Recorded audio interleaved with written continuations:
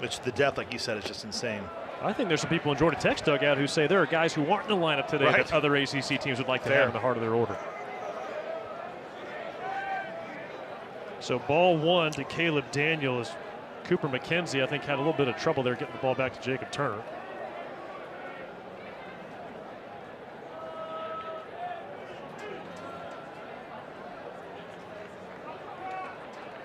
I think we might have some more pitch comm or.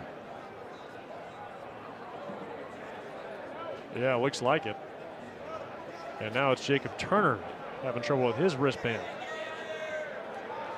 Dusty, I would ask you if something like this would throw off your rhythm, but you guys didn't have this back when you were pitching. No. Did you use this in Pro Bowl at all ever? No, I did not, and I, out of principle, would refuse. You're a pretty principled guy. That's right. I'm a purist. A purist. Well, I mean, I don't know. It's, You mean the big like league with level bees? seems to work all the time. I don't see it really go out. I mean, you would know. Do they go out in the big leagues? They do. Oh, they do. Yeah. Okay. Well, they say they do. You know what never runs out of power is your fingers, and when you put down signs, it seemed to work forever, but alas. 2-0 on Caleb Daniels. I thought you said you were an A purist. I thought you meant you work with bees. No, not that either. Not yet. It's 2-0 on Caleb Daniel. And he hits a high fly deep to center. Mancino racing back. He's at the track. He leaps. He can't make the catch. It's off the top of the wall. Daniel racing to third. He's getting the wave around. Daniel racing to home plate, and he scores! An inside the park home run. Scores the first run of the season for Georgia Tech.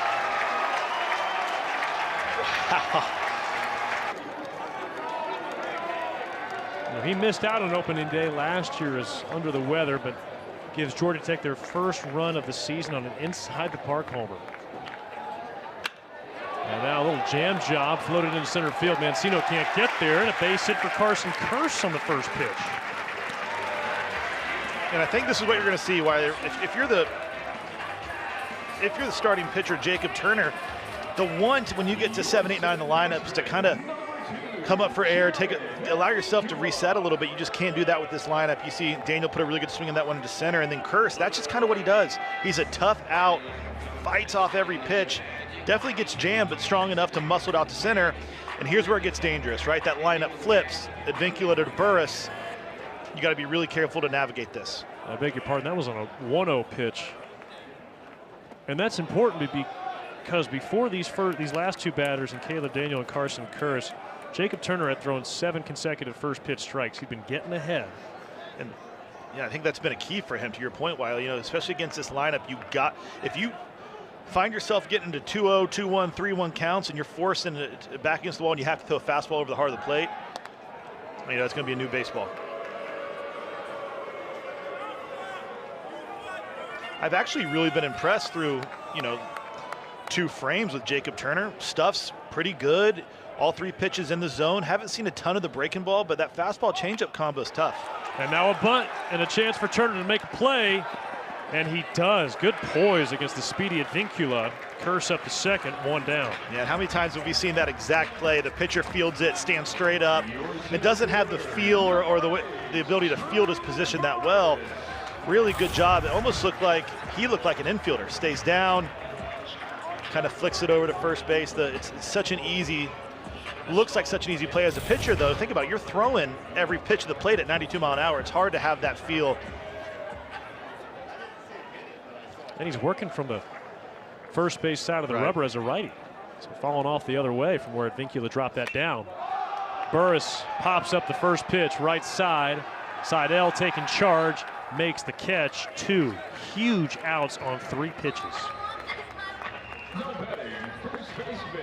I mean, that's exactly what you're wanting to do. I think the batter before Advincula, it'll go down as a sac bunt. I think he was trying to push that a little bit more on the third base side. But then, that's what Georgia Tech's looking for. Burris up at the plate, runner in scoring position. Really good job by Jacob Turner to, 1, get Advincula, and then 2, get Burris quick. Job's not done, though. This is going to be a tough at-bat right on left against Kent Schmidt. And this is going to be a critical spot in the lineup for Georgia Tech all season long. You need Schmidt to produce to protect Drew Burris. Right. No doubt about it. And similarly here with an open base right on left, I wouldn't be surprised if this is a stay away for Turner and try and get that right on right matchup with Hernandez. But given Turner's arsenal, he's so comfortable with that changeup. Could be a reverse split situation to where you like this matchup. And at the end of the day, you're picking between a guy who hit 400 last year or the ACC Freshman of the Year. Hernandez on deck. This with the fastball. Inside the park home run from Caleb Daniel. Began this third inning. Georgia Tech looking to put a crooked number up.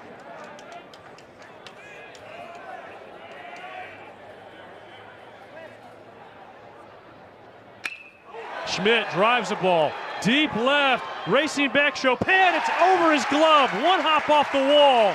Kirsch scores comfortably. It's an opposite field RBI double for Kent Schmidt.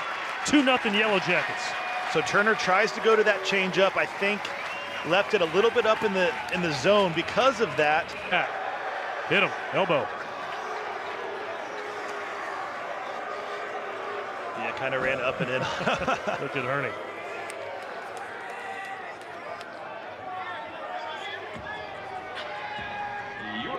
So Jacob Turner, he's given up a couple of runs here, Dusty.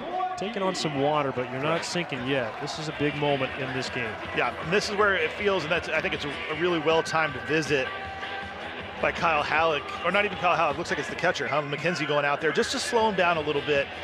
As you enter the middle of this lineup now with Lackey and with Hernandez on first, you're a ball in the gap away from this quickly becoming a 4-0 game. You know, I think that would score Hernandez if you can shoot it out there. So I think the message here is, hey, enough's enough. A lot of focus here. You're an out away from stopping the bleeding. The difference between a 2-0 game and a 4-0 game, I think, is pretty substantial. Vaughn Lackey singled on a ground ball up the middle in his first at bat. Tries to get ahead, going soft in, but Turner misses. Ball one.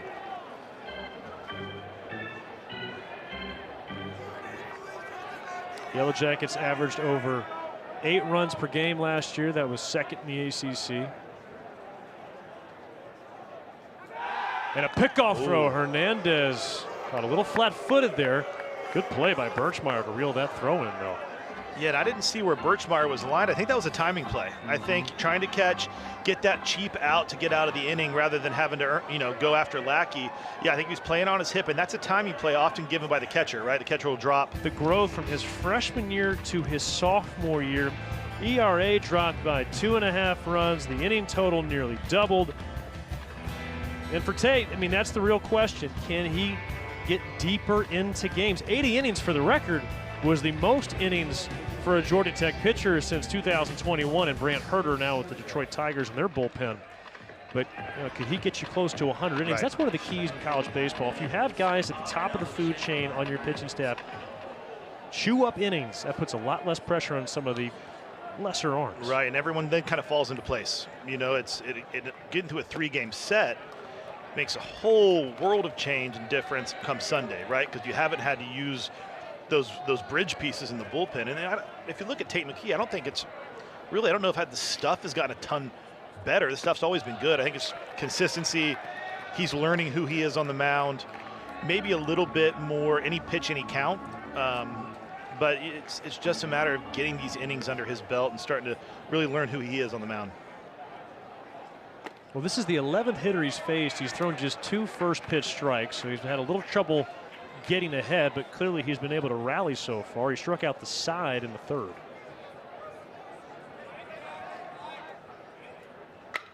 And Seidel golfs one high and deep to right. Hernandez is out of room. Sam Seidel, the senior, with a home run and an answer for the Falcons. And a really nice swing there by Seidel. That was a changeup. I think Seidel was out in front, but able to keep the hands back long enough, and in a 2-1 count, he catches that changeup up in the zone. You'll see another look right here. That changeup just kind of hard to the plate.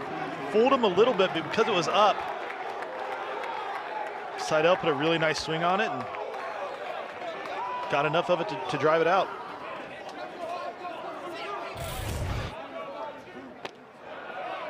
And Brady Birchmeyer, who led the team in home runs, he came unglued on that swing. But for Sam Seidel, you know, Coach Halleck discussed, you know, they've kind of got a track record of having some fourth-year players have their best years as they wrap up their careers. And I think at the top of that list this year, they feel like Sam Seidel could really be an impactful player.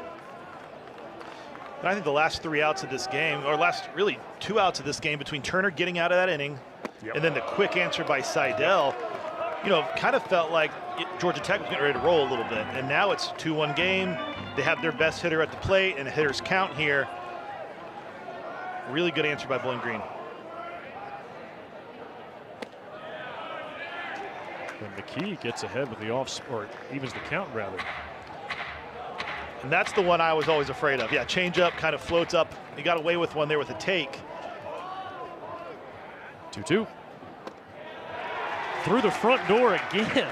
4 strikeouts for Tate McKee, and all of them have come on that front hip slider against right-handed hitters. Yeah, again, just froze him. We'll take a look here. That one starts at the hip. It'll be interesting as Bowling Green gets talking, especially being 8 of the 9 hitters right-handed. The longer, when McKee's in this game, I think they're going to start saying, hey, when he gets to 2 strikes, trust that when you stay in there and you see it at you, it's going to be that slider, right? And if you see it up in time, it's actually a really good pitch to put a good swing on.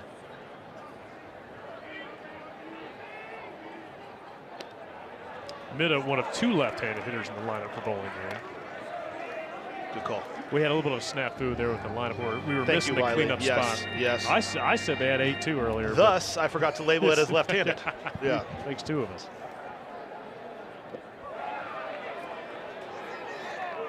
Greg Barron says he held up. Mida, a transfer coming in from Minnesota State.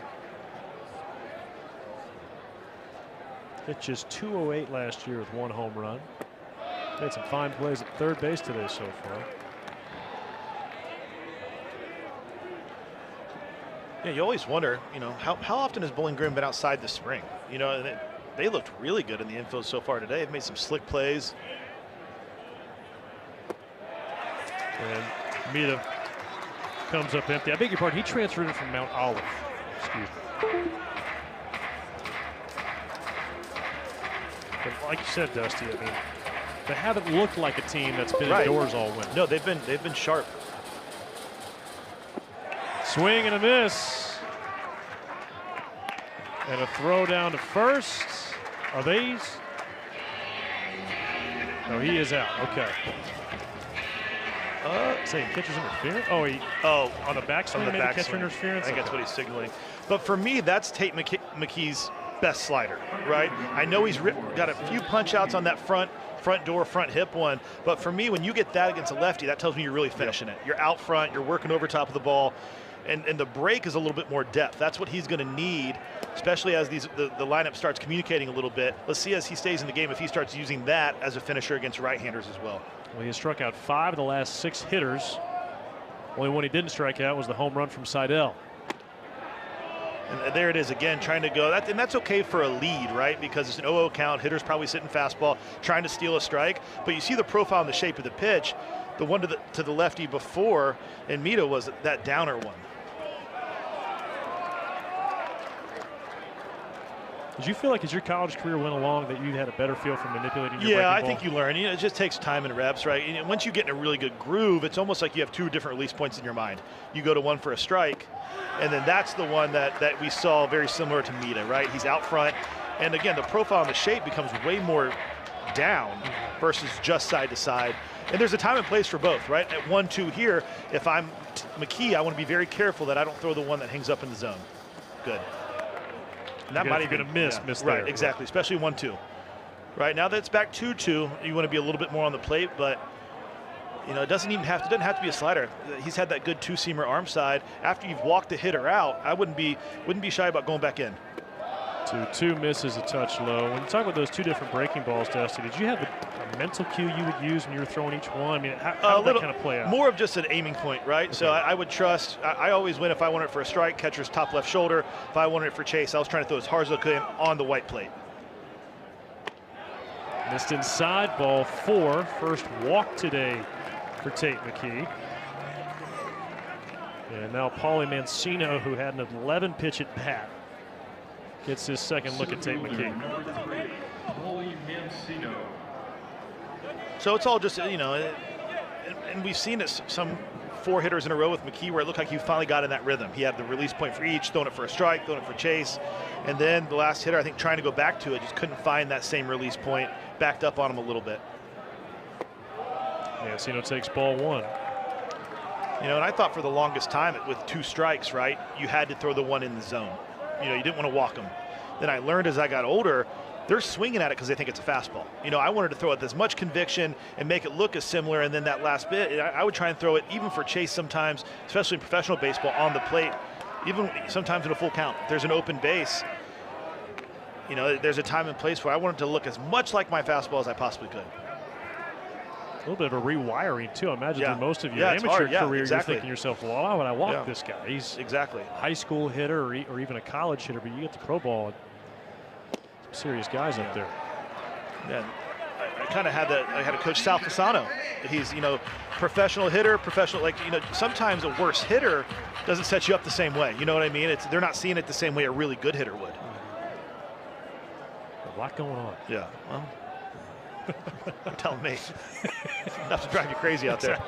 It's funny when you're going good, it's easy, but when you can't find it, it feels minded towards it. But I think any coach would tell you, even in this era, if you can have the bulk of your team, your nucleus, come up as high school recruits, you would prefer that. Now the problem is it's just hard to do that in today's day and age. But Georgia Tech felt like as Zuckerman singles up the middle, you know, that group of Vaughn Lackey, Carson Kurse, Drew Burris, Tate McKee, that class gave them a nucleus. And if you can keep that together, that really helps you culturally. Sort of the foundation, right? That's something you can count on, and a North Star, if you will, of just like, hey, this is going to be our team's like our mindset or our culture, right? And then you build off that. And I think that's why I think Zuckerman, for him, it's kind of low pressure but high reward. You know, it's like, okay, I'm going to go here and kind of be, quote unquote, the 6th guy that might go and, you know, hit 310 with 20 pumps and be a first rounder. Right, yeah. It's like, it's kind of a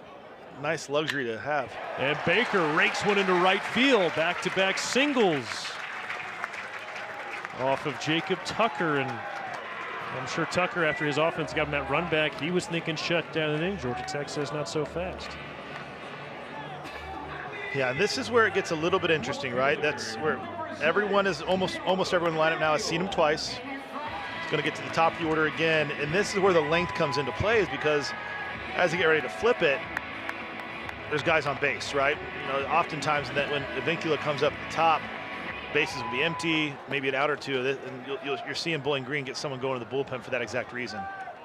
Already an inside the park home run today as Daniel fouls it off. Now, Dusty, you've watched a lot of Georgia Tech baseball. I'm going to ask you to go deep into your memory bank. The last time Georgia Tech had an inside the park home run on opening day. Oof. I think it was Trey Younger versus Radford. Good pull, Thank Dusty. you. Thank Trey you. Younger against Radford. I was kind of a little bit of a deke there. It was just 2 years ago. Yeah. Well, I did hear SID Anthony Brandt just tell you that, but I'll come clean. Well, Dusty, I appreciate you playing along. I'm nothing but an honest man, Wiley. I couldn't sit here the rest of the game and get credit as a thief.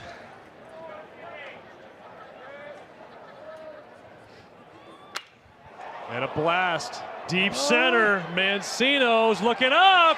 It's out of here. Off the crane in center field, and Caleb Daniel. What a start to 2026.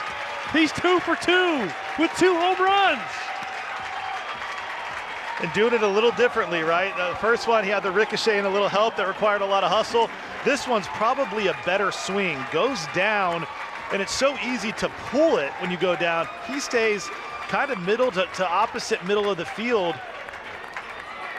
A really impressive swing from him. And you could see Jacob Turner kind of thinking, man, how did that ball carry so far? Really nice swing there by Caleb Daniel. And Caleb Daniel had a phenomenal freshman year, had a couple of big home run robberies. But Dusty, the reality of it is he did not have a very good fall. He had not been swinging the bat particularly well these last few weeks. Lo and behold, lights come on, it's opening day. 2 for 2 with 2 home runs. And a bouncer through the right side for Carson Kearse.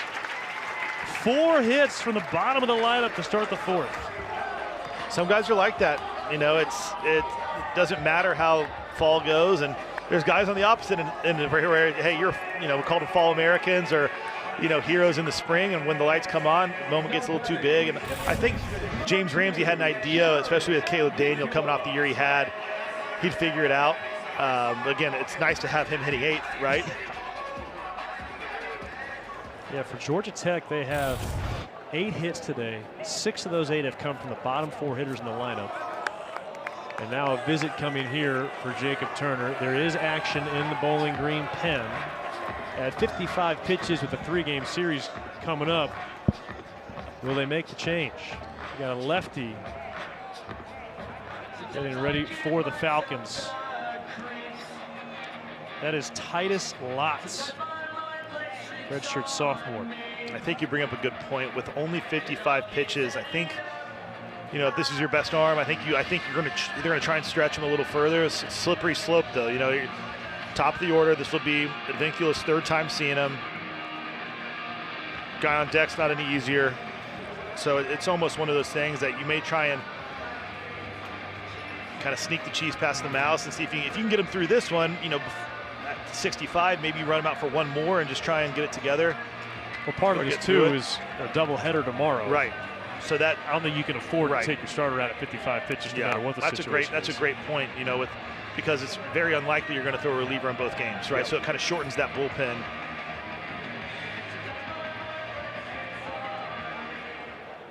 Well, the bottom has done most of the damage today for Georgia Tech. They have scored all 5 runs. As we said, 6 of the 8 hits. See what the top can do for Georgia Tech. Jaron Advincula. Ball 1. I will say, Jacob Turner holding his stuff pretty good. Still sitting 92. We've seen that good changeup. I haven't seen a ton of the breaking ball. You know, the report we got was a pretty true 3-pitch mix. I wonder if that's something he was maybe hoping to save for that 3rd time through and try and keep the game close. Ground ball, scarfed up by Birchmeyer. His throw to second on the money, and that is a 3-6-3 double play, and they made it look easy. That's a play that's not really going to show up on a highlight reel, but Birchmeyer did it absolutely perfect. Fields it, delivers a strike, and the hardest part is retreats back to first with plenty of time to set up. This is hard for 2 reasons, right? He creates a good throwing lane, gets back to the bag, finds it with his eyes. But if you're Salvioni, that's a tough throw too, because the moving target, like you said, made it look way easier than it actually was. Well, now I got to find out if these guys have been outside, Dustin. Right, that's what I'm saying. Yeah. This is really incredible. What defense.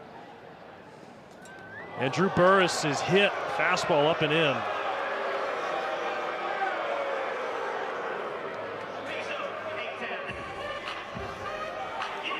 So runners in the corners now for Kent Schmidt, who had possibly the prettiest swing of the day with that double to left field. Yeah. And you mentioned it, the power numbers in the sense of the home runs for Schmidt aren't super high, but he's a doubles machine, really stays gap to gap really well. Has another chance to extend this game a little bit.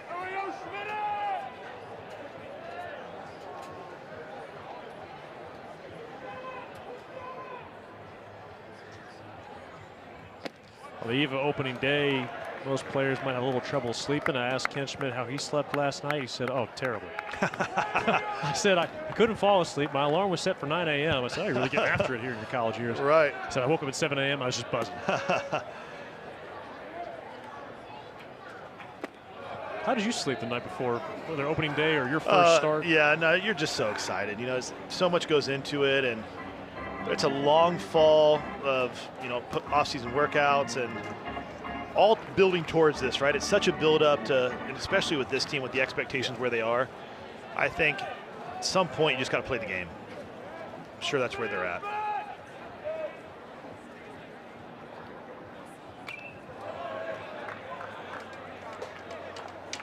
One ball and 2 strikes on the junior out of Pope High School. Teammates with Carson Kearse, a couple of Pope Greyhounds. Schmidt, he's got that one hit for the top half of the lineup.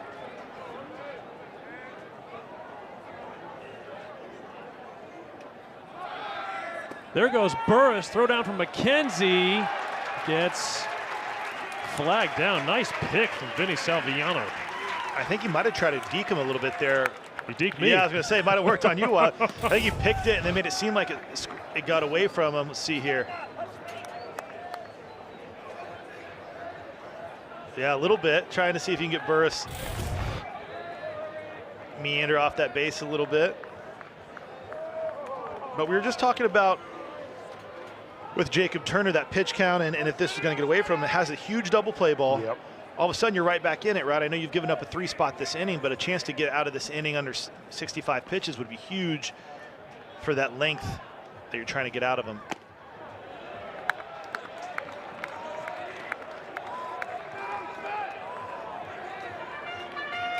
Similar situation we were in last time, right? Base open, runner in scoring position, Schmidt at the plate. They went changeup out over the plate, and Schmidt stayed on it really good, really well. If I'm Turner, I'm going something different, maybe something firm. Go back to it. A soft in. I think that was one of those first base open, right-handed hitter on deck. Yeah, I think I'm going to go with what I'm most comfortable with, and I'm going to make him chase, right? Yep. If you elicit a swing, then that's one thing, but I'm not going to put something out over the plate. We saw what he did with it last time. Well, 6 of 7 hitters have now reached in this 4th inning. That double play, as you said, was huge. And now Alex Hernandez, who set a freshman record with 69 RBI last year,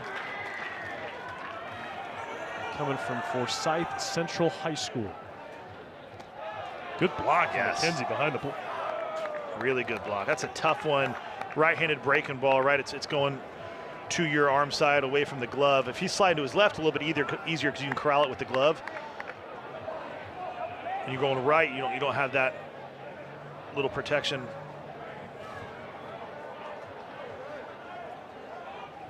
One-oh. And that's what we've seen a lot of. When he's in trouble, he goes to that changeup. We've seen it early in the game. It was really sharp right on right. As you can see, that changeup, when it stays up in the zone, you start losing that depth. It gets a little bit more side to side. Still an effective one. He threw Hernandez right there, though. There's a breaker. And he went. And a good one. Ryan Clark rings up Hernandez for strike 2. Yeah, part of me wonders if he was trying to hold off on that until later in the game. Yeah, he did go. And that's a sharp one. That's the one you want to throw right on right. Innings. And so often you talk about stuff on Friday nights, and okay, a couple of first rounders going at it, across the ACC. But again, it comes down to production. Tate McKee, if you can consistently find your way to get outs to be competitive, that's really all you're asking for. Yeah, I think he's got the goods. I don't think there's any question about that. It's, he may not have the pedigree of some of the other guys on the team, but he's plenty good enough to pitch on Fridays. And now it's just a matter of continue to develop and learn. Yeah, that is a foul ball off the lower half of Curlis. And to be clear, not even stuff as much as the strikeout totals, right? I mean, you're used to seeing those just huge numbers on Friday nights. And for Tate McKee, relying on that sinker, I think he would probably trade outs going deeper in the game. 100%. It means a lower strikeout total. Especially with a little bit of unknown in the back end of the bullpen, right? I think that allows everyone to slide into their natural roles. I mean, when you think about, I think you bring up a good point. Oftentimes when you think about a Friday night ace, right, you think big, sexy fastball or put away breaking ball. That's nice to have, but I don't think it's a mandatory thing. It's Tate McKee's plenty good enough stuff to where you look up, he's close to 100 innings and kind of take that next step and turn the corner. But all the reports are, these two they have up the middle are equally as good, if not better, defensively. And so far, we've seen nothing but that today.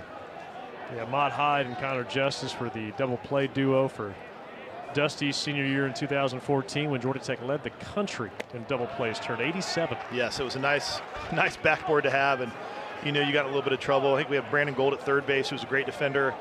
And then our first baseman was actually a converted middle infielder, Thomas Smith. Yeah. So we had him pretty well surrounded.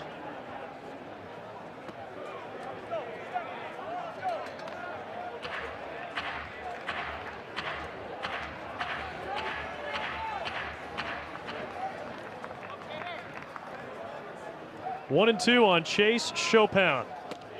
Called strike 3. For the 5th time today, Tate McKee freezes a righty with that front door slider.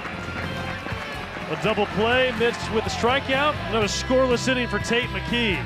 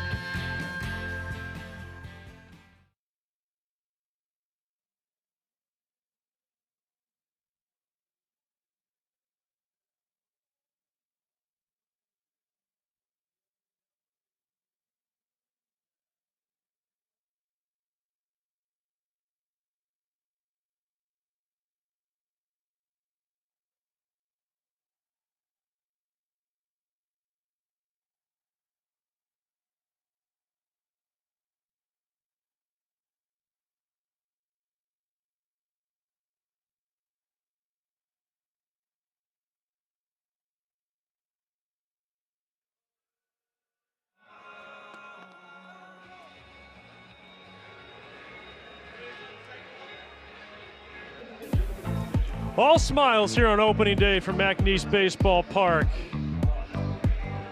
on this Friday the 13th. You got one of those hats, Dusty? I don't. I need one. I'll see what I can do. Thank you. But again, great crowd here on hand to open up the season here in 2026. Happy to have you along with us on this Friday afternoon. And the Bowling Green Falcons have gone to the bullpen. Titus Lotz, the first of the relief corps out of Washington Courthouse, Ohio. It's a privilege to say that. But made 21 appearances out of the bullpen last year. ERA a little high, but he's got that low left-handed arm slot. Yeah, it's going to be a little bit of deception here, kind of a totally different look than what we saw from Jacob Turner. That ERA is high. I think a lot of that is attributed to that high walk count. 24 in the third innings, but 20 walks. The stuff's going to be pretty good, too. I think it's going to be low 90s, shorter arm path, and a little different slot. And I think, if you would have asked head coach Kyle Halleck if we're into the bottom of the 5th and this game's still within striking distance, I think Jacob Turner would have done his job. Vaughn Lackey leading off for the Yellow Jackets. Takes the fastball high at 92. Vaughn, along with Drew Burris, spent this past summer with Team USA on the collegiate national team, went over to Japan.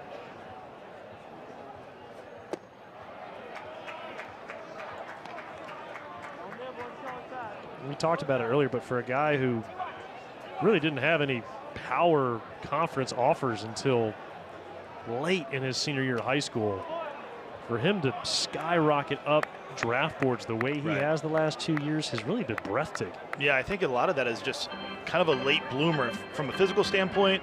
Hadn't played a lot of high-level baseball, came on the scene late, and he's done nothing but get better every year.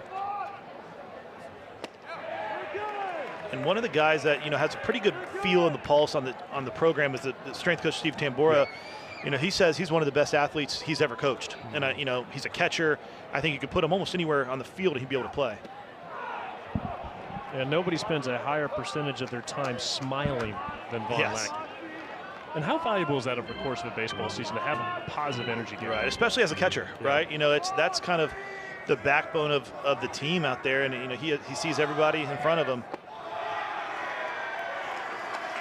Draws a leadoff walk here. Pass the baton back to Ryan Zuckerman. And I think this is kind of the story of Titus Lotz, right? It's because when you just look at the stuff, it's pretty good. 90-92, big downer breaker. You would think that would lead to a little bit more success just strictly looking at the ERA. I think for him, it's going to be in the zone more and just trust that your stuff is good enough. There's a reason they're going to him, first guy out of the pen. Zuckerman takes ball 1. Man, there's a lot of action on that curveball.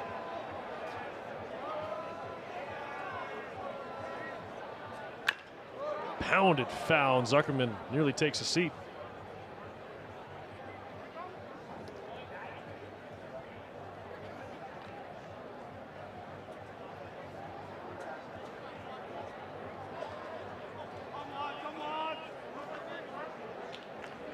What's your favorite opening day memory across your high school, college, professional career?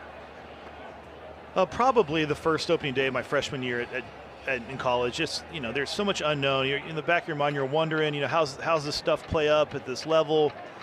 There's just the excitement of being in a new place. Most of my opening days in professional baseball were in the Eastern League or the International League, and that's it was great to play in Buffalo, but opening day there is a little nippy.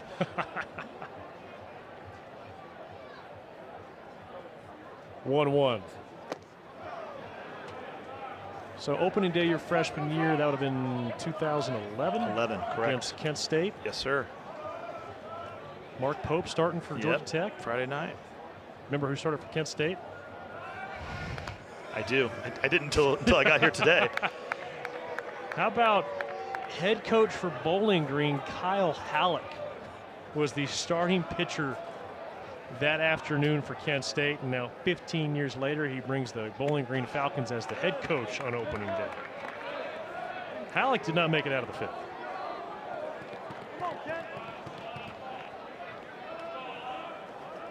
Although he did go on to win MAC Pitcher of the Year that year and got Bowling Green 1 win away from the Super as Ryan Zuckerman carved up by Titus Lotz.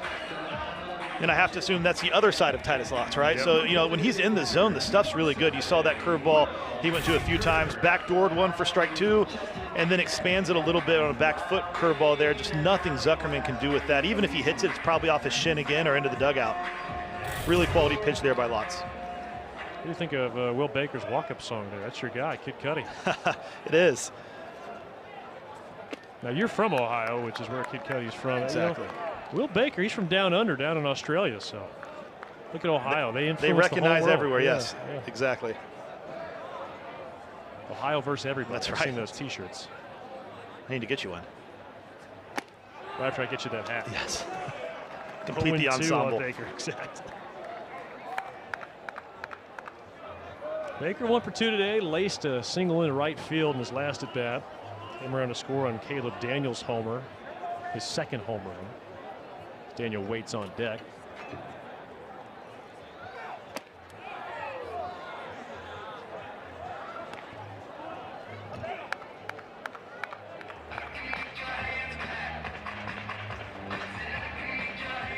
So left on left here. If I'm Lotz, I think you're probably going back to that curveball. It seems like he's had good feel for it. 1-2. Have a seat. Baker called out. He didn't think it had the plate. But Doug Vines rings him up. 2 down. And sometimes takes will tell you more than anything. The pitch before that, he went breaking ball again. It was high and called a ball, but not a great take by Will Baker, right? Didn't see it well. That's what gave me the inclination they may go back to it. This is Caleb Daniels' day so far. An inside the park homer. And then just one absolute golf shot off the crane. Look out there in center field.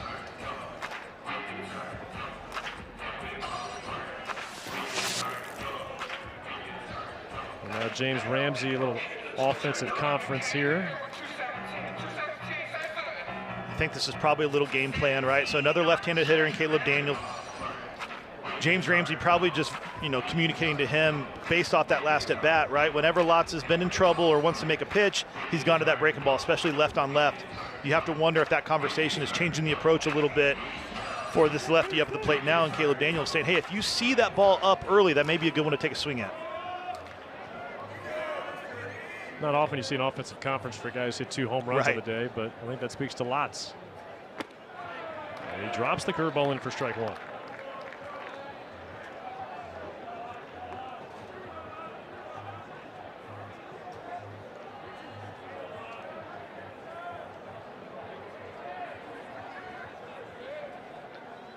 Oh, 1. And that is airmailed off the backstop. Lackey will move up on the play. A wild pitch.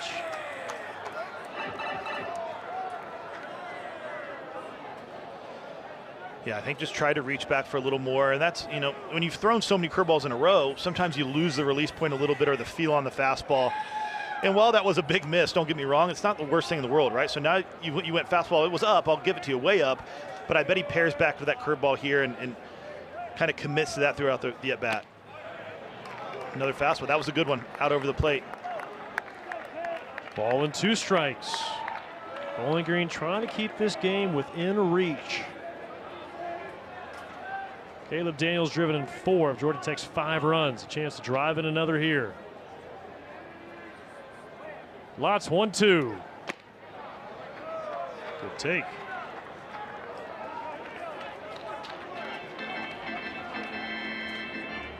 Caleb Daniel, all ACC freshman team selection last year out of Cartersville High School. 2-2. McKenzie couldn't hang on to it. I don't know. Sometimes you see that and you think cross up. I don't know if that one looked to be almost more like a slider break, a little firmer. I don't know if that's a different variation of the breaking ball. Maybe McKenzie thought it was going to be that traditional curveball depth. With the base open here, I'd be really surprised if you don't see that curveball that he's been comfortable with. 3-2. There it is, and it plunks Daniel. Bottom of the lineup again, creating traffic for Georgia Tech. 2 on and 2 out, and here's Carson Kearse, who's 2 for 2 today at a couple of singles.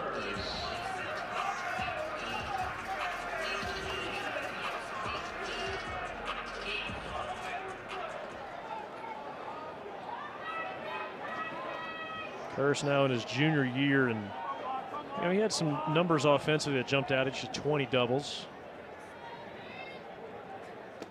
So he takes down an in, but I think the most impressive part of his freshman to sophomore year, Dusty, is he cut his strikeout rate significantly by 7%, which is, that's a big drop. Right.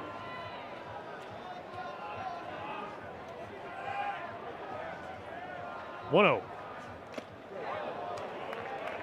And obviously that's a credit to Carson Kearse, but I think a lot of that is the school of James Ramsey hitting, right? Just kind of learning your approach, learning how to work an at bat, what pitch you're looking for and what count.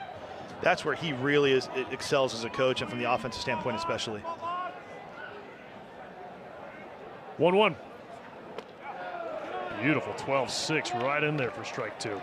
Yeah, it's an interesting, scouter evaluation for Titus Lotz, because when it's good, it's really good. It's pretty filthy. And then you see one that goes off the top of the net. It's just a matter of honing. Only issue for him last season. Yeah, put together a pretty good year. Look at those numbers there. ERA south of 4 in the strike zone. This is a guy I'm interested to see. I know there was some different back and forth about what role he was going to jump into here at Georgia Tech. But I think a guy, whatever role he's in, they're going to count on for some big outs. His job here is to take over from Tate McKee and to see how far they can stretch it.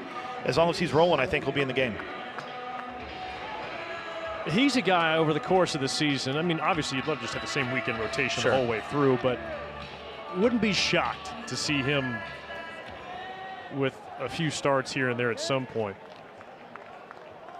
And he will face the top of the order and Vinny Salvioni, who was 0 for 2 today. Ball 1 outside. And Loy, he's got a deep pitch mix. Sometimes you see a reliever come out and it's really, a Right. 2-pitch mix, or in some cases that 1 pitch is good enough. You're throwing that about 80% of the time. Loy is not that guy. I think one of the big questions you have is, can he get right-handed hitters out? Yeah, and I think that's, part of the reason I think there's some thought of having in the rotation that the stuff kind of profiles more from a starter perspective.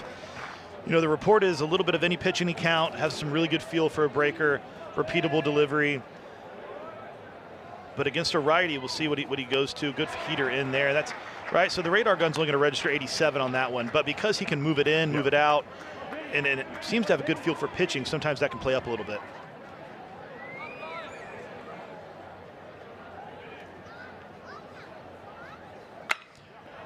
Hit sharply on one hop. Zuckerman inspects the laces and is tossed across in time to get Salvioni.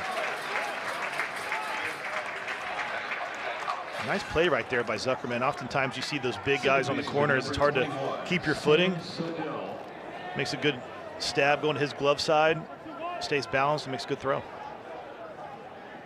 Now Sam Seidel. He's responsible for Bowling Green's only run of the day thus far. A home run to deep right in the 4th inning.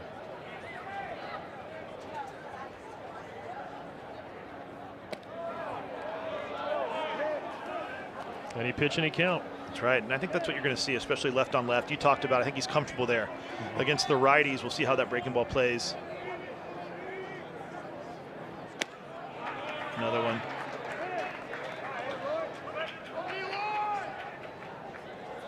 And we mentioned Dylan Lloyd transferring from Tennessee to Georgia Tech. We also talked about Garrett Wright transferring from Bowling Green to Tennessee.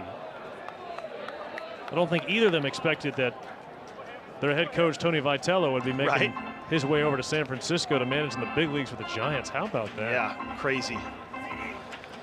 Crazy, and it's one of those things, I think it's for him, obviously not knowing him at all or really the situation, but perfect timing. You're at the top of the college baseball world. You can always kind of go back. You know, I think nearly every program would love to have him. But we'll see how it translates. Obviously, professional baseball is a different animal than college baseball. He's going to be one of 3 managers this year in Major League Baseball that has 0 professional coaching experience. And a 1-out walk to Seidel. I mean, obviously, you've got Craig Stammen and Kurt Suzuki, both guys who played in the big leagues for a long time. But and I don't even did Vitello. I don't think Vitello played professional baseball. Nope. Played at Arkansas, I think, right? Missouri. Missouri. Okay. Coached at Arkansas then. I think TCU. Yeah, coached at Arkansas for a So while. obviously been around a lot of good programs, great programs, and you know had it cooking in Knoxville for sure. Here's Brady Birchmeyer. Georgia Tech will put 3 men on the left side of second base and still do that in college. And a called strike. Feels like Georgia Tech, they've held Birchmeyer in check. It's early in the weekend, just game 1, but Tate McKee froze him on a slider and got him the ground out.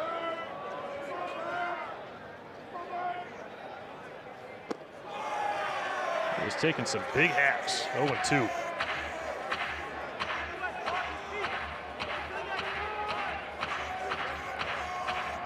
So this is the question we were just talking about, right?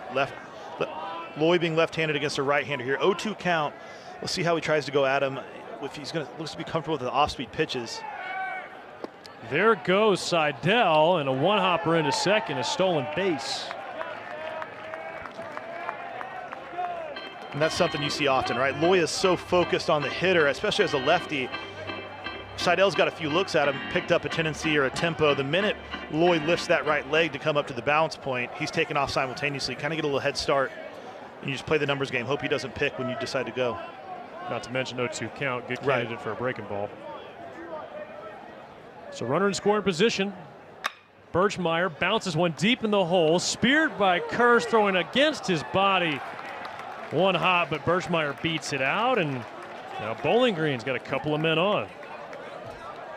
And a good at bat right there by Birchmeyer. Obviously known and is expected to be in the game to drive the ball, but when you get 2 strikes, fastball got in on him a little bit strong enough and good enough hands to get inside of it and you know, pull it to the 6-hole. Tough play for Kurz there. Not a ton you can do. You either got to throw it against your body and hope you can get the long hop, or put your foot in the ground and try and get some behind it. Either way, it takes some time. And another lefty coming up now, Anthony Mita. And off goes Seidel again. The pitch is in and out of Lackey's glove. A couple of stolen bases for Sam Seidel. We mentioned that he could have a special season. He's well on his way, a home run and now 2 swipes today. Yeah, he's seen something. He's comfortable with the tempo and the rhythm that Loy's pitching at right now. And that's the time to try it with 1 out, right? Now you're in a situation where a fly ball scores you as opposed to relying on a base hit. And 1 run here for Bowling Green's huge.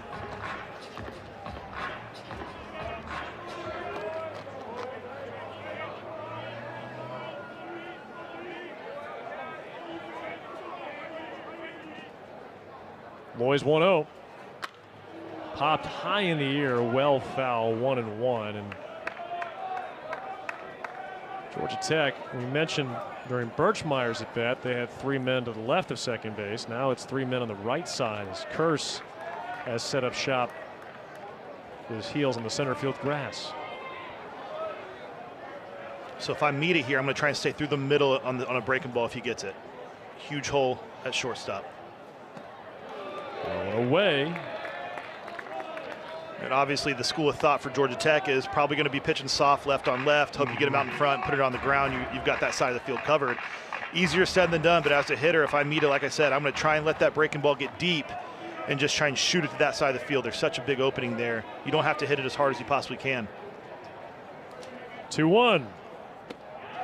There's a strike, 2-2. That's a big time pitch. Yeah, and that's the one. Again, it's so much easier to sit up here and say, but if you can let that ball get deep and then just kind of fight it off.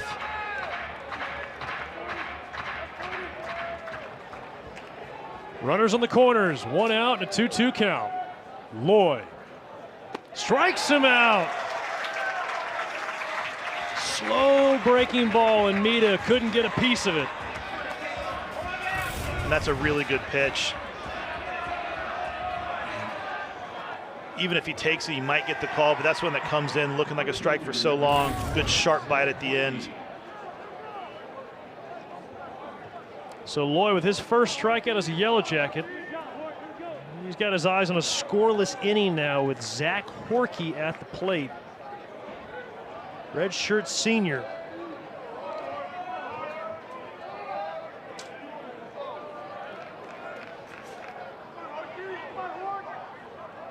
Left on right. Chases a fastball up.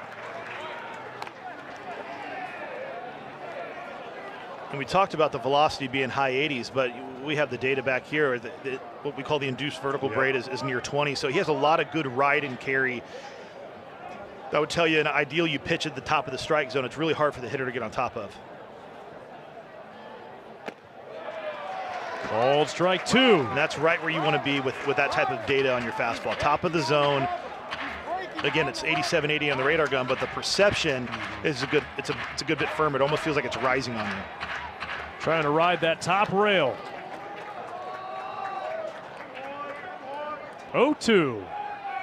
Fastball high. Birchmeyer is trying to get in a rundown perhaps, but he'll take second base after trying to draw the throw.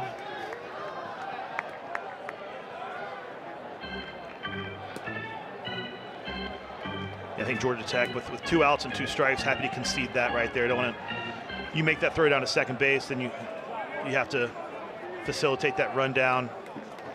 I think you just want to get the hitter. Don Lackey with that body language, trying to get Dylan Loy through this inning unscathed. And now Loy steps off.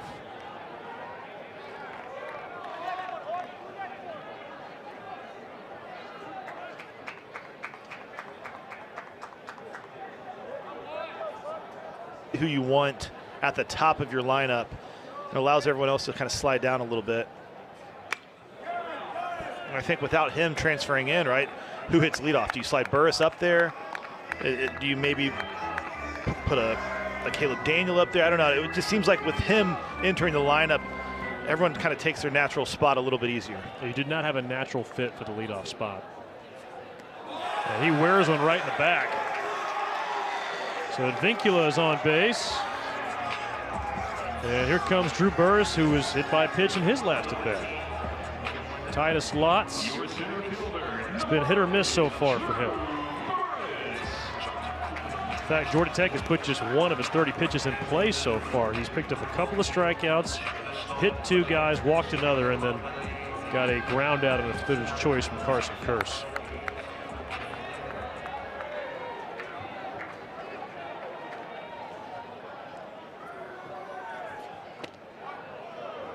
First pitch strike. How's that for a resume? Right. Tough to be much better, right, outside of winning the Golden Spikes, which, as you said, I think is probably an internal goal he has. I don't know if he would publicly state it, but I think when you've had the years he's had up to this point, it's that outside of the team success is really the only thing the box he's waiting to check. We talked so much about his offensive capabilities, but what he has done defensively as well has been extraordinary. Not just his range, but his arm. He broke the school record for outfield assists as a freshman. You see right there an .821 slugging percentage. He's got the career record for slugging percentage at Georgia Tech entering this year, about 50 points in front of Mark Teixeira. I mean, he's just taken on all sorts of names that carry a lot of weight. I mean, the records he's chasing down, 2 of those guys have their numbers in the outfield. Yeah, no, it's been pretty incredible. And I think you know, as from a physical stature standpoint, not the biggest guy, right? I think I would love to know what the report would be if you know, if he was 6'2", 210 pounds. I think that it would really have nothing. There'd be really no knock on him, you know, especially from a pro standpoint, which I think that'll all work out in the end for him anyways. And a 2-2 count. Lots of look to first. Now to the plate. Ooh, touch low. And that's kind of goes back to that mixed bag, right? You know, that's the one right there. Not a ton that Drew Burress can do. It's a good take. I do think it's a little down, but it's such a sharp downer curveball with huge break. And he's also thrown it pretty firm, 77, 78 mile an hour. Yeah, Bowling Green, a little bit of chirping there towards home plate umpire Doug Vines. Instead, a full count. Swing and a miss. That was a well-placed breaking ball. And again, if he executes, Titus Lotz can be a lot to handle. Yeah, no, it's the stuff. It's just a matter of consistency. The stuff's there. I mean, there's nothing similar to the one that he threw to Zuckerman last inning. If Burress gets a piece of it, he's hitting it off his foot or he's pulling it into the dugout. It's impossible, one, to lay off that pitch, but also, two, to keep it fair. Just a handful. Imagine if you're a hitter up there, there's part of you that is asking, well, hopefully he doesn't spot up against me. Yes, exactly. It's one of those, you know, he's almost a candidate, you know, what we call 4 before 3, right? Yep. If you just make him beat you, you know, if you don't swing, what's a higher chance? He's going to get to 4 balls or 3 strikes first, and just hope that you're not the one where he's hitting on all cylinders. Other guy you think of with that is Zach Maxwell. Yeah. A few years ago at Georgia Tech, now pitching with the Reds. He had a little more of the imposing figure with the 270 pounds and a fastball at 99, 100. But like you said, it's kind of the same story here.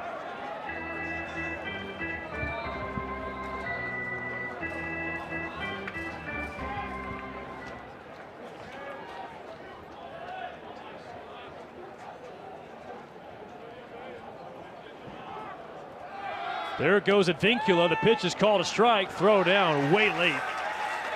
And Georgia Tech with a runner in scoring position. And Advincula with a similar approach there to what we saw last inning from Seidel on the Bowling Green side.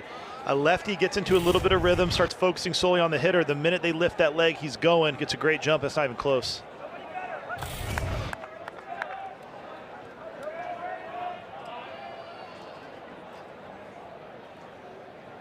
One-two from Lotz. Hit Schmidt.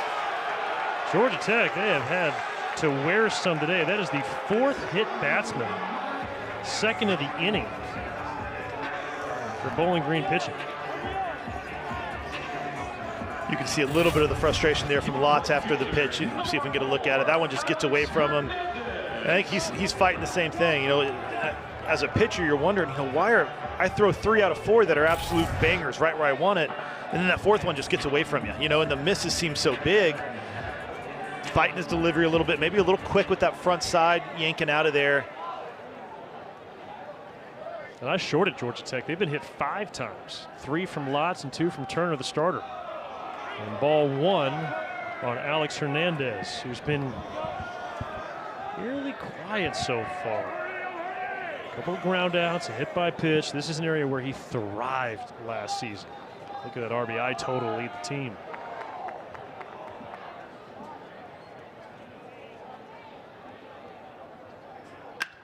And Hernandez slices one into right center. Mancino runs it down. Advincula will tag and advance to 3rd. 2 down now. I think Lotz was able to get in on Hernandez enough. Almost looked like it had a little bit of cut action. I don't know if that was intentional or not, but he's a pitch away from skating through another one. And Hernandez on his way back to the dugout with some words and a couple of hand gestures to Von Lackey to describe what he's about to see. That's such a critical part, especially when you get into the bullpen. Did that bother you as a pitcher? Did you notice that when you're on the mound if somebody was Again, it's not from a standpoint of, oh, that's improper, but more from like does that kind of throw you off? No. You know, I'm kind of from the school of thought where I always felt like if I executed, for the most part, you could, I don't want to say tell them what's coming, but, you know, a good pitch executed well, even if they have a feeling they know it's coming, you usually can get away with it. Well, that was the old Leo Mazzoni line, right? Hitters don't hit home runs, pitchers throw them. Yeah, right. right. I mean, yeah. If you execute your pitches, you wouldn't give up too many. By the way, speaking of Braves pitching coaches, Roger McDowell, Bowling Green alum. Okay, didn't know that. I think we were told he might be here today. He live in the area? Do you know? That I don't know. Okay.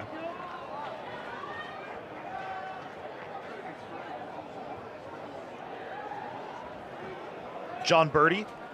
Yep. Played with him with the Blue Jays and Bowling Green guy. You guys been texting today? Big rivalry No, I thought about him though when I was looking through the lineup. You'd be surprised. Bowling Green's got some pretty good Oral Major League Hershiser alumni. Yep, Oral Hershiser. Who, by the way, pitched only 1 year at Bowling Green. He was there for 3, academically ineligible his first year. He's talked about that publicly. Lackey coaxes a walk. So 2 hit by pitches and now a base on balls have loaded the bases for Ryan Zuckerman. And then going back to Oral Hershiser, the sophomore year just wasn't good enough to pitch. Couldn't get on the field. And then junior year, he kind of figured it out pretty good.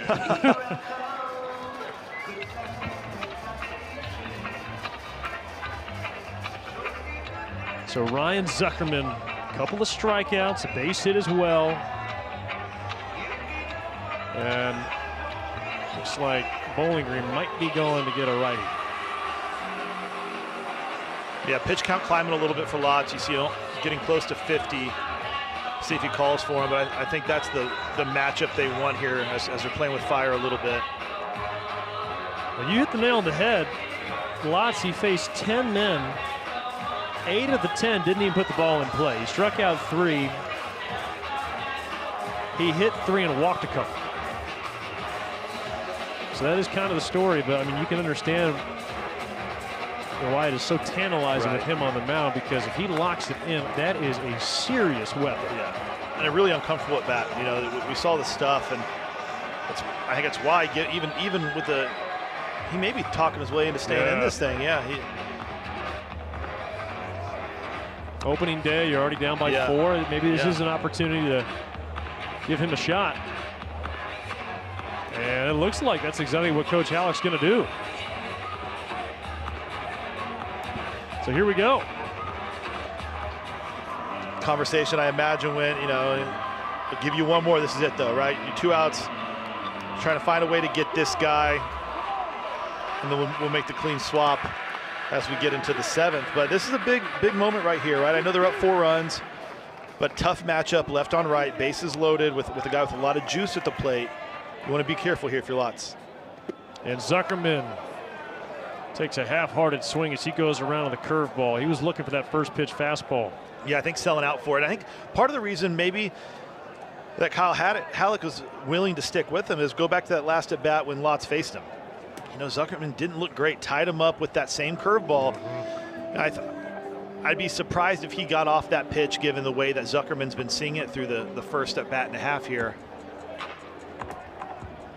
Had a chance to catch up with Ryan before the game, and you know, about some of the changes he's made to his swing, working with James Ramsey. And he said the biggest thing was trying to be a little more fluid at the plate, get more into his legs, a little more athletic. He felt like towards the end of his time at Pittsburgh, he just was so stiff in the box. Yeah.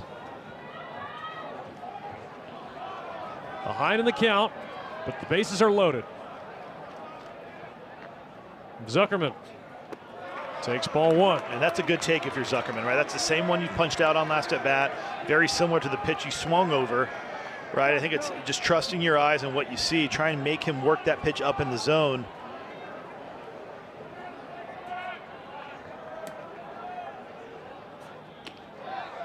Missed outside, 2 balls and a strike. Now, at what point do you have concerns that you might get off of that pitch if you're Titus Lotz?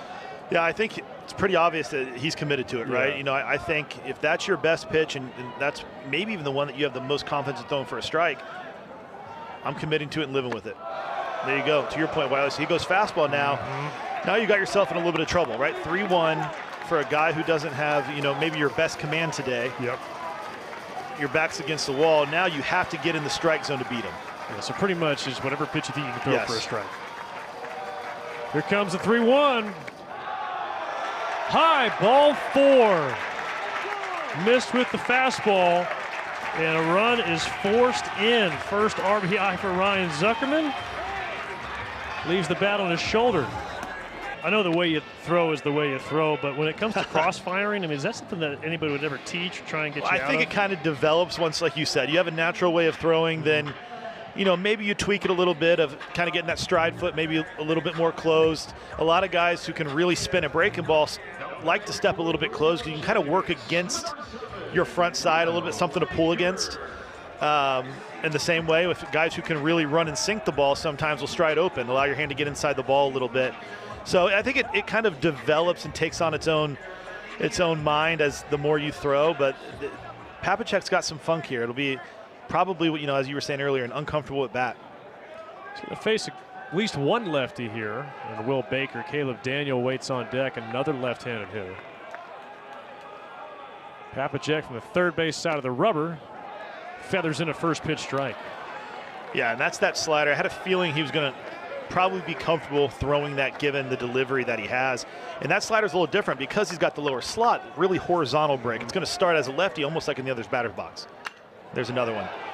So if you're Will Baker here on the left side of the plate, when similar to how the righties earlier were having to trust that it was going to break, if you see a ball that comes out that looks like it's going to be way outside, you need to stay on it, especially with 2 strikes, because it's going to turn back over.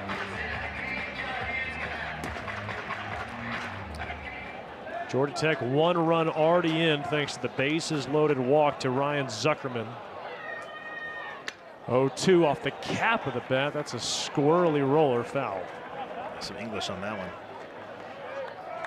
If you're Will Baker, that's really all you can do with 2 strikes, right? So 3 pitches, 3 sliders, all in the zone, all with the same profile.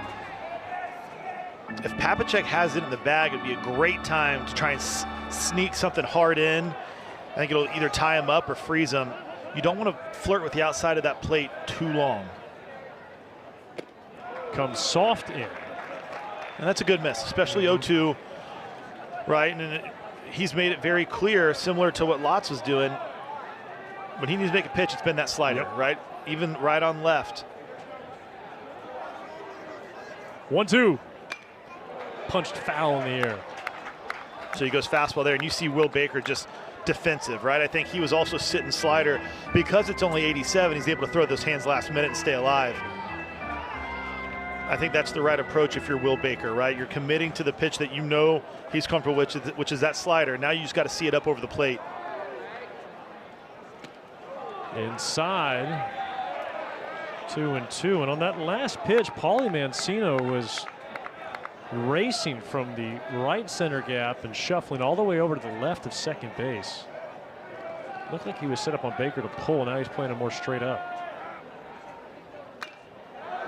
Spoiled again by Baker. Good battle here. This will be the 8th pitch.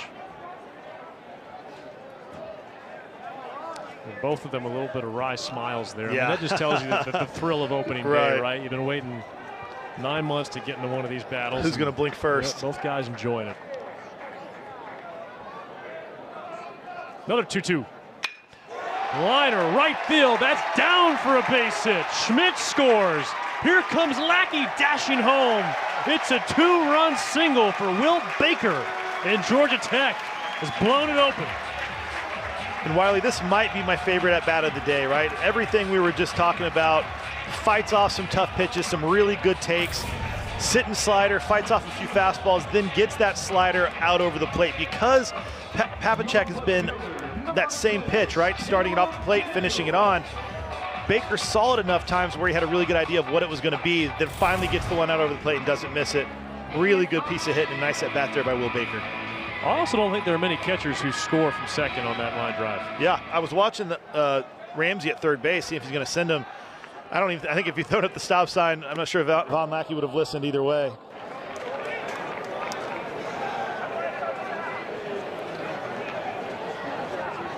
Coach Coach James Ramsey's been coaching third base since he got to Georgia Tech. You know, I was talking to him before the game, and he wears that third base helmet the entire game, even when he's not coaching third base. As Daniel, a high fly to center. Man, in a reliever role, did your pitch mix change much depending on what role you were in? As a starter, you want to have that third pitch to get to more often, and you know some of these guys have even more. Another chance for Curse. No problem. I think the biggest thing is, you know, as a reliever, you never want to get beat on your third or fourth pitch. You know, I could always live with myself if I was throwing, you know, what I had the most confidence or conviction in. Designated hitter number 7, Braden Curlis. Did your best pitch change throughout your college career? Similar to, you know, we were talking about with Tate McKee, I think I got more comfortable and learned how to spin a breaking ball more consistently. Early on, my good ones were good, but it was just so far from being the consistent pitch I needed. Over time, when you start to learn yourself more, that tightens up a little bit.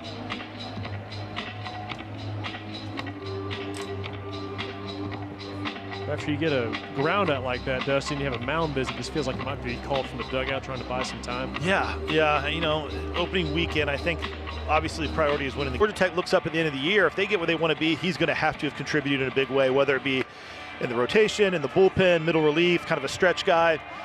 You know, his stuff's too good not to get out there. You mentioned big fastball. What I really like is a guy of his size, right? You can tell strong, durable build, but really smooth. And his mechanics or something is, you know, a repeatable delivery. It's just with any young guy, especially, you know, you're going to have to take some lumps along the way. But if you ride it out, I think you have a chance to see some really good development over the next 3 or 4 months. So Charlie Wilcox making his Yellow Jacket debut will face Braden Curlis. And he hums a fastball in at 95, just missed. What are some of the emotions he's feeling right now? It helps when it's 8-1, right? There's a little bit of cushion. You know, you don't have to be perfect, and I think that might be some of the reason he's in right now. I think you want to try to avoid his first taste being a leverage, super high leverage situation. And similar to what we're talking about with Tate McKee to start the game is for him, get that first strike, get that first ball put in play, allow yourself to come up for air a little bit. I'm sure he's got all kinds of emotion and adrenaline going. Easy to overthrow in those situations, right? Especially when, you know, there's so much buzz around your name getting here and then in the game and the expectations are high. Just pitch the way you've been pitching. Your stuff's plenty good enough. You have to trust it. He's falling behind 3-0 on Curlis.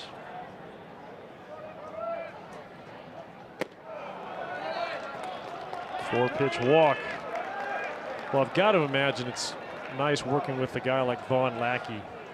Third year, one of the top defensive catchers in the country. He's a guy who's been through some battles before. Yeah, and I think there is some onus on him as well. I know he's not throwing the ball, but you know, you can do different things with Wilcox's stuff. Set up in the middle of the plate, right? It's, hey, here's my target. I'm going to give you as wide a range to get a piece of that plate as possible. You don't have to be perfect. You don't have to be super fine.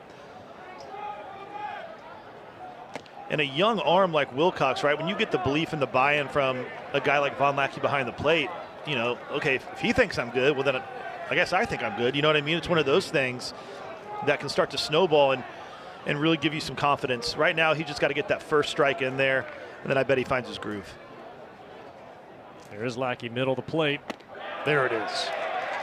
And that's exactly what we were just talking about, right? He's thrown 5 straight balls, no reason to set up on the black with a very narrow target. And you saw Lackey almost get a little wider, try and make himself as big as possible to where you just have to hit me in the chest. I'll get you the call. Vaughn did what he could. You know, you go back to Lackey's freshman year in 2024, that was a Georgia Tech team that had a pretty serious turnaround at the end of March and the start of April. And you talk to players on the team, Coach Hall and others, and they'll tell you one of the marks of when their season really turned around is when they committed to putting Vaughn Lackey behind the plate. Yeah, I mean, it's a luxury when you have a really good catcher, right? And not only on the field, but I think the leadership qualities that we've kind of heard throughout the program for him. I think he's kind of the backbone of the team. Obviously, the team stacked with good players, but as he goes, not only as he plays, but as he goes and carries himself, I think a lot of guys will follow. Hard hit grounder off the fingertips of Zuckerman. It'll trickle down the left field line, and Bowling Green will play it station to station. It's a tough break there for Wilcox. Not an easy play for Zuckerman by any means, but when you're looking it's one of those first out. It's an opportunity to kind of bail you out. If you glove this clean, it's hit so firm, you got a chance to go 5-4-3 double play. Now Wilcox is feeling pretty good. On the flip side of that coin is now, Wilcox is thinking, now I'm in the zone and they're squaring me up a little bit. Some traffic on the bases. He's still a ground ball away from getting out of it. Chase Chopin. 0 for 2 today. He's been caught looking a couple of times. The first pitch strike at 95.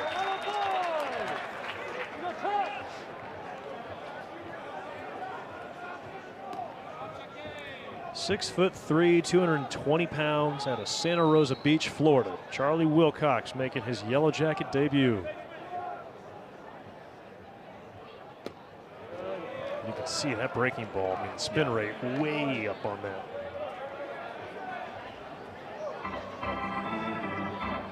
Yeah, there's a lot to like. You mentioned 6'3", 220. I mean, as far as guys getting off the bus or the way you want him to look, he's right there with them.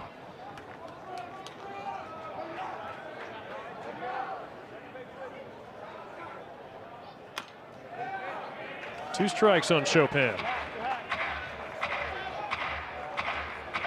And this is where, if you're Charlie Wilcox, right, you don't have to do anything more. It doesn't have to be super nasty. You don't have to, try and spin it harder. It's almost where you want to do the opposite, take some off, and just let the ball manipulate itself and trust that your hand and your body's in the right spot as far as timing. Is that something you can do making your collegiate debut? Yeah, right. Easy for me to sit up here.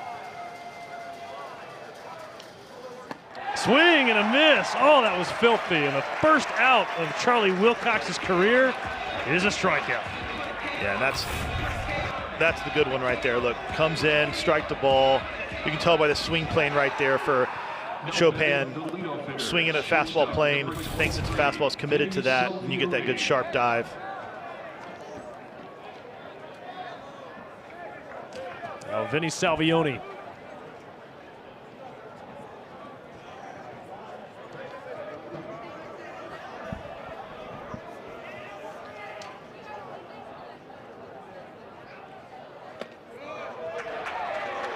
Drops one in for strike one.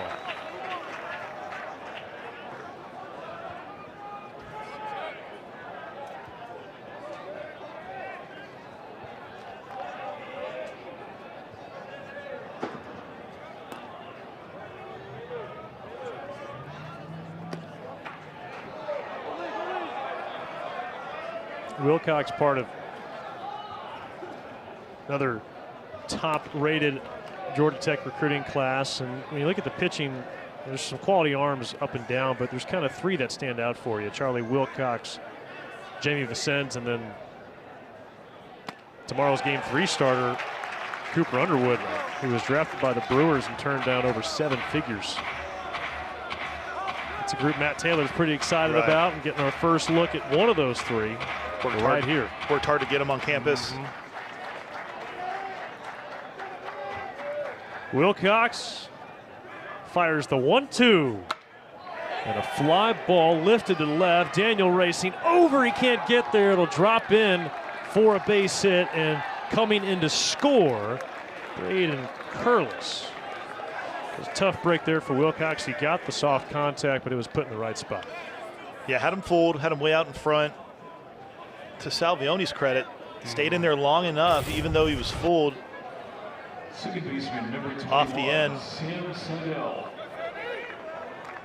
And it looked like Daniel was playing pretty deep in the gap. Maybe shaded a little bit opposite field of Salvioni. Perfectly placed. Now Sam Seidel, already with a solo homer today. Takes a called strike. After falling behind the first 2 hitters, that's now 3 straight 0-1 counts that Wilcox has put himself in.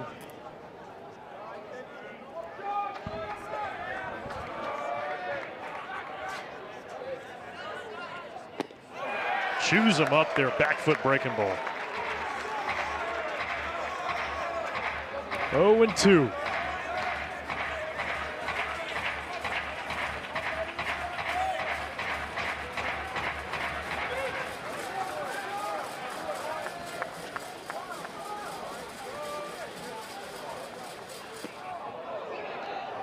Impressive take. That was born right in on Seidel. Yeah. He was ready to wear it. It might have gone behind him. Nice stab there by Von Yeah, Lackey. no kidding. And that's the one I'm talking about, right? So you throw the first two that are plenty good enough. Then at 0-2, you try and do a little bit more, and then you know it's a big yank. Stay within yourself. The 1-2. Fly ball deep to right. Hernandez racing back. It's over his head. One hop off the wall. McKenzie scores. And stopping at third base is Salvioni. And Sam Seidel, he has been the bright spot for Bowling Green today. Another rocket to right. Yeah, another really nice swing. Gets a fastball, good velocity up, but he's on time and able to get on top of that pitch. And almost one of those like one irons where it just kind of kept climbing. Able to get it over the right fielder's head. Is that what your one iron does? Only when I don't want it to. If only I could do it on purpose. So Sam Seidel now with 2 extra base hits, 2 runs batted in, and 2 stolen bases, by the way. He's been everywhere. Yeah. And now pitching coach Matt Taylor is waltzing out to the mound.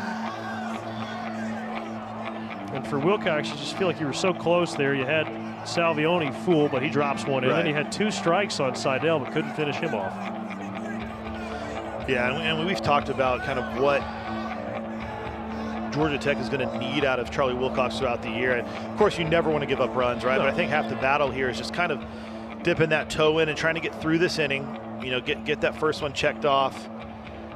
And as you mentioned, I think a lot of what's going on in today's outing is just that first appearance, right? Things speed up on you a little bit, heart rate's going.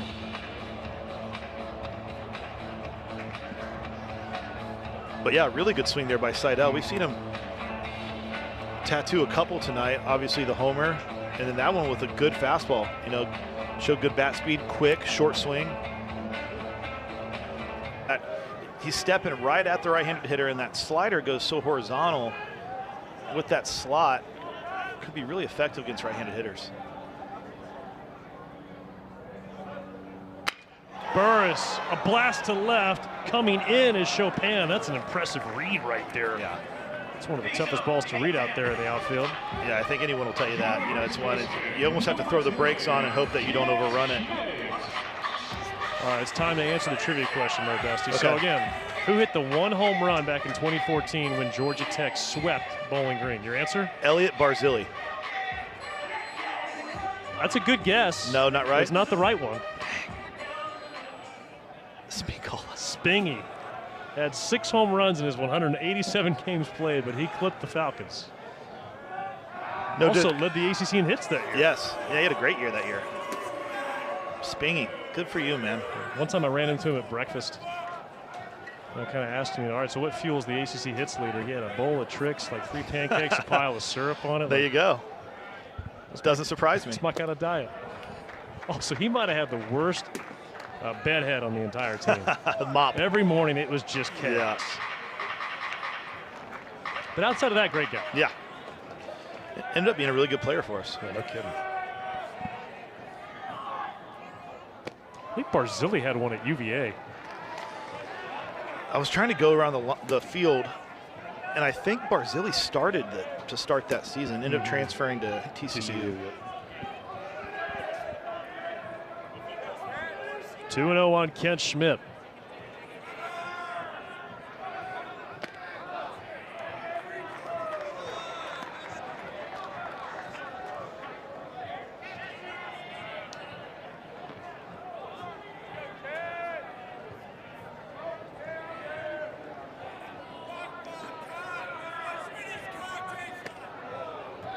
Ooh, right at the top of the zone, 3-1.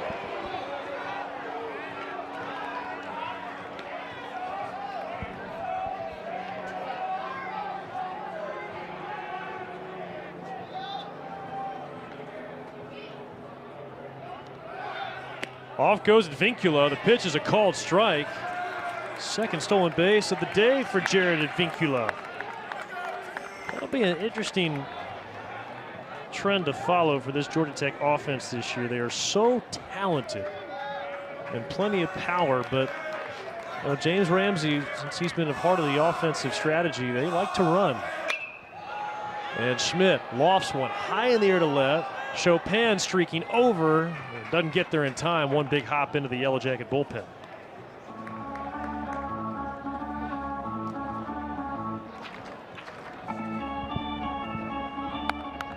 But I think the thing you always hear about in that Yellow Jacket dugout is versatility as an offense. Can you score runs in different ways? Yeah, it's hard to just rely on running into a couple, long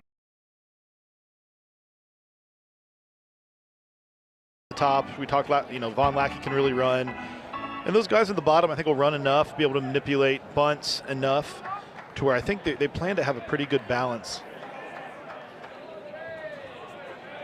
I mean, Drew Burris stole double-digit bases last year. Ball 4. So good eye by Kent Schmidt, who's reached in each of his last 4 plate appearances. It's 2 on and 2 out for Alex Hernandez.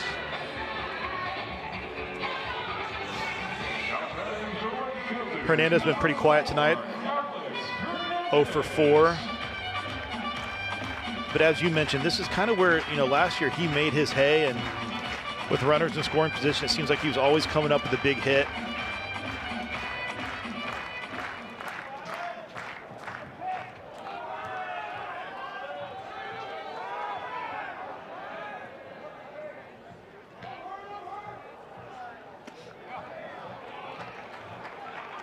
Ball 1. And that's a pitch that's been called a strike most of the night. That front hip, front door breaking ball. Yellow Jackets trying to answer the 2 runs Bowling Green scored in the top of the 7th. High and tight.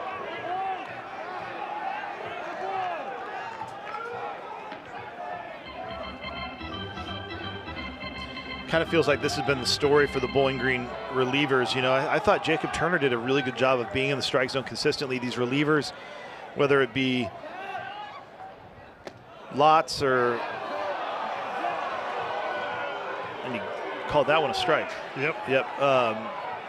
It just seems like they've fallen behind on a lot of the hitters. Makes it really tough to be consistent in pitch.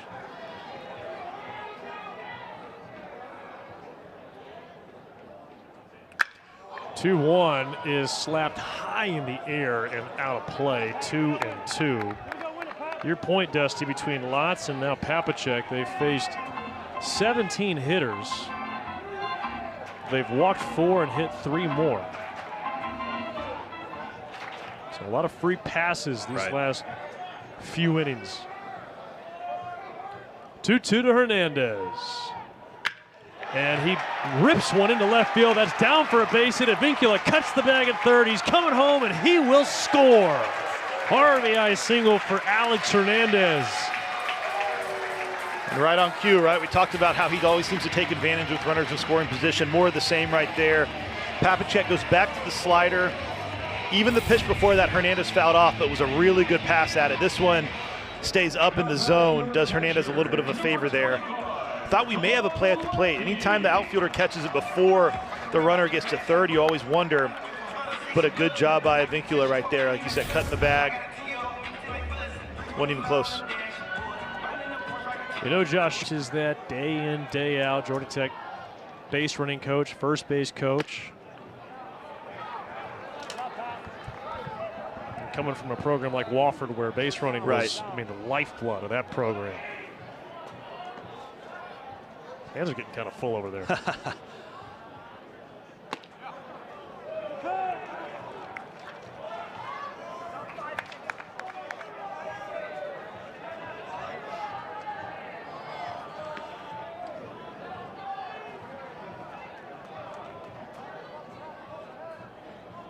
One and one on Lackey.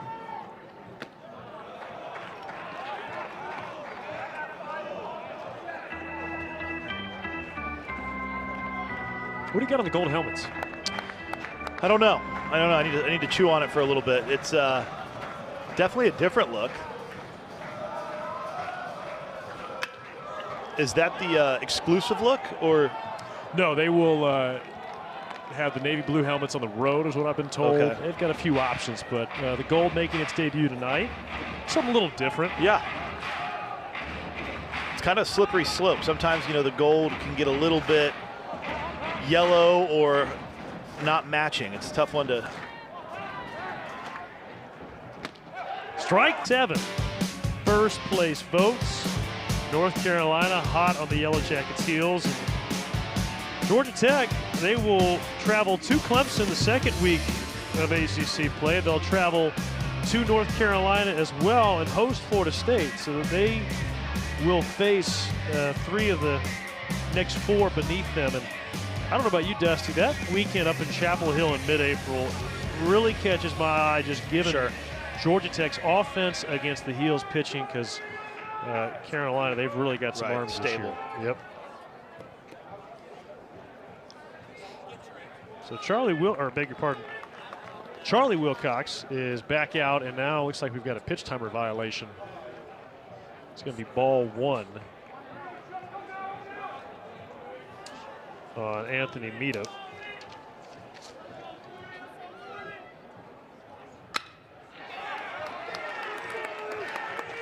A line drive sprayed left, so a base hit for Mita, his second of the day.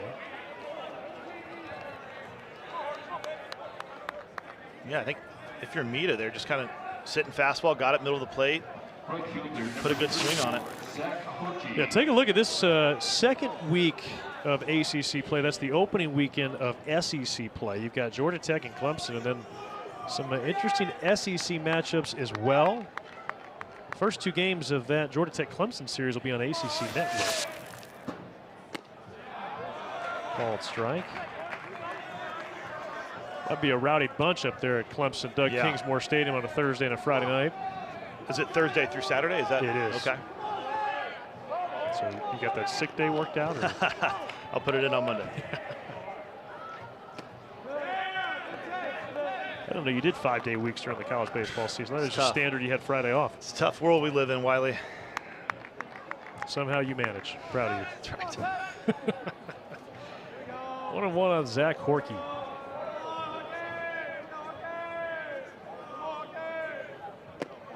But as far as college baseball as a whole, anything you're particularly interested to see play out on the national level?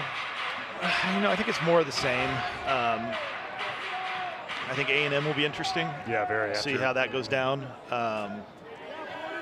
Then I think, for obviously in the ACC is the change of coaching at Duke, at Virginia, at Georgia Tech. Right. There's a lot of the premier programs have had an overhaul and thus players leaving, right?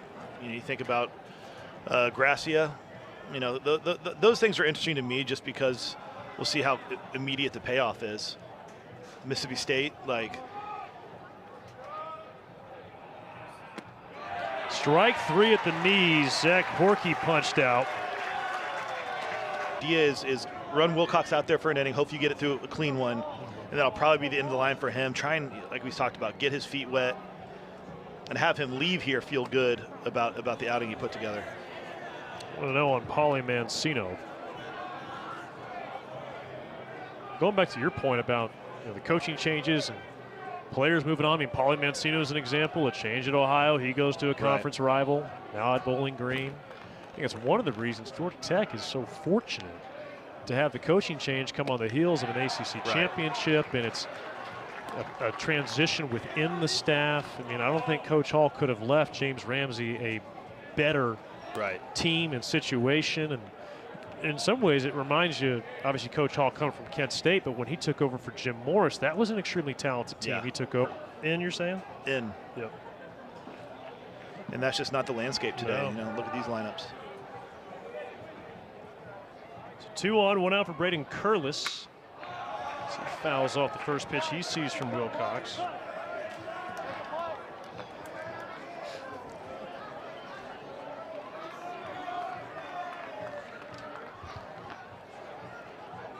Saw Caden Gaudette loosening in the Tech bullpen.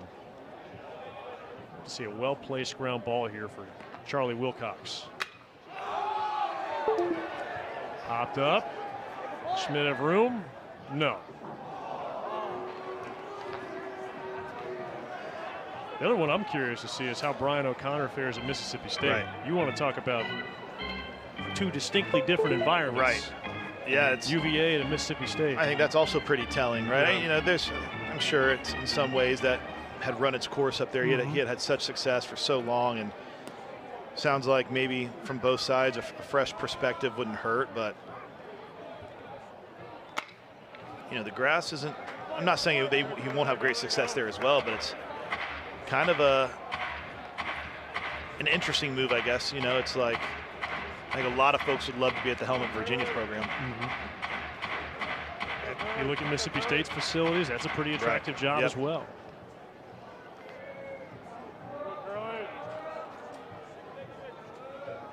By the way, Duke, again, not that preseason coaches polls mean all that much, but they were picked to finish in the bottom 4 in the ACC.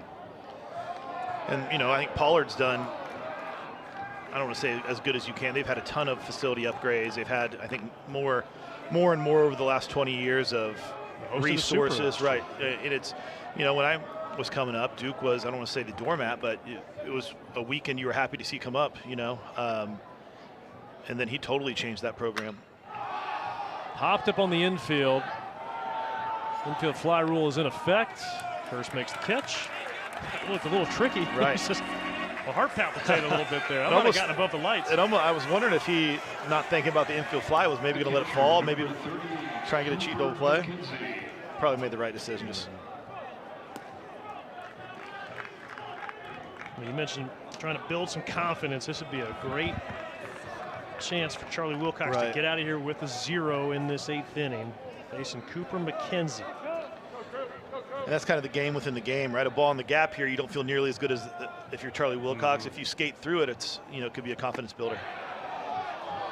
Not sure where that missed ball went.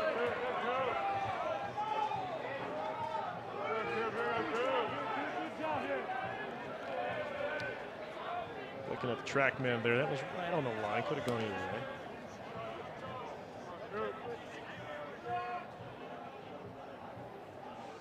Good one there. Yeah, so I don't think it's as clean as, you know, I think Charlie Wilcox was hoping for, but you definitely see the flashes, right? You see the breaking ball been, you know, pretty consistently up to 95 tonight. A lot to like here.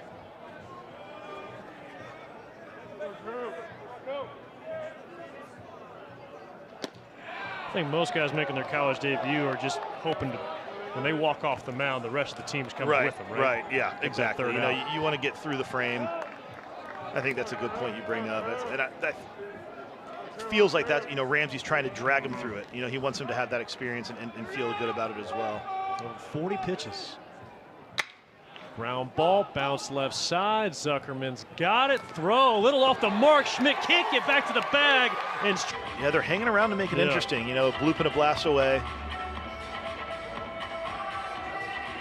The top of the order is coming up behind him.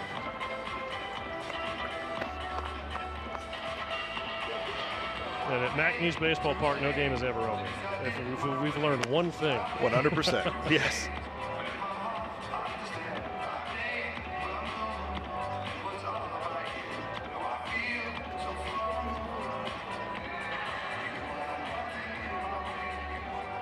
They've got a sneak peek there. A call is confirmed. And it's now Chase Chopin.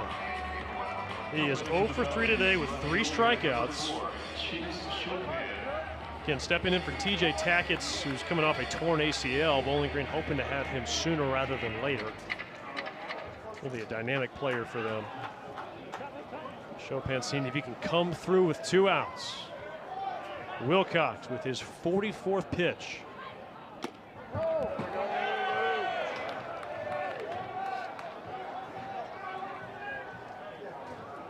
Also, if you're James Ramsey, you got to start wondering, you know, pitch count's getting up there. What's he been stretched out for?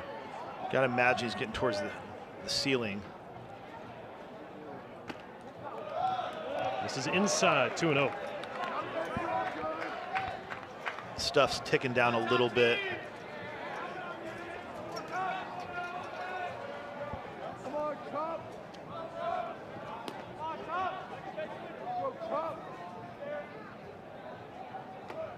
Three and 0.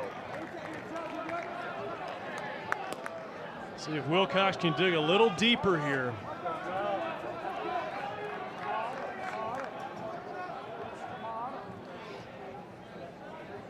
This is the 12th hitter he's faced, over 20 pitches in the inning. 3-0. Lost him, ball 4. So that will load the bases. The tying run is in the on-deck circle. And Vinny Salvione scheduled to hit. Will Coach James Ramsey make a move, or let Wilcox face one more? Nope. Here comes Coach Ramsey.